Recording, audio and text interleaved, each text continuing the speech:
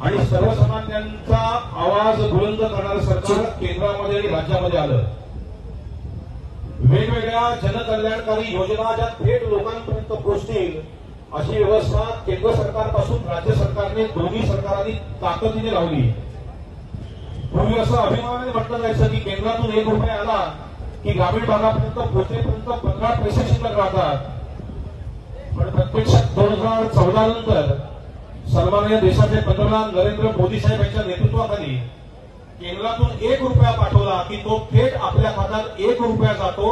असं गरिबाचं रक्षण करणारं सरकार या देशामध्ये आणि राज्यामध्ये आलं। म्हणजे या 5 वर्षामध्ये संपूर्ण महाराष्ट्रामध्ये देशामध्ये झालेले वेगवेगळे बदल आपण सर्वांनीच अनुभवले। दुर्दैवाने 2019 नंतर काही कालखंडामध्ये असं लोककल्याणकारी सरकार राज्यामध्ये नव्हतं, पण तरी एकनाथ शिंदे साहेबांच्या नेतृत्वाखाली देवेंद्रजींच्या सोबतीने आणि नंतर कालांतराने अजितदादांच्या बरोबरीने महाराष्ट्रातही पुन्हा रामराज्य साकार होईल अशा पद्धतीचं सरकार आलं। आणि हेच सरकार पुन्हा आणण्याचा संकल्प करायला तुम्ही आम्ही सगळेजण एकत्रित जमलोय। मला माहिती आहे खूप नेत्यांना बोलायचंय, पण तरी मी तुम्हाला सांगतो महाराष्ट्रातली आजची निवडणूक ही फक्त महाराष्ट्रापुरती मर्यादित नाहीये। महाराष्ट्रातली निवडणूक ही मोदी साहेबांचे हात बळकट करणारी पण आहे, देश बलशाली करणारी पण आहे आणि महाराष्ट्रामध्ये पुन्हा एकदा केंद्रात आणि राज्यातलं सरकार एकाच पद्धतीचं असेल अशा पद्धतीचा निर्णय करणार आहे।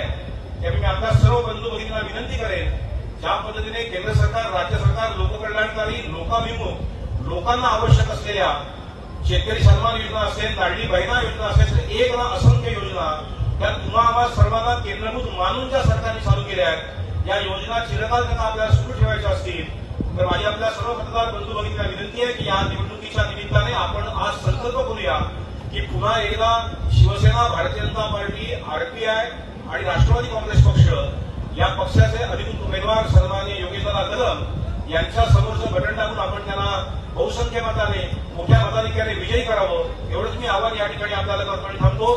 धन्यवाद। जय हिंद, जय महाराष्ट्र।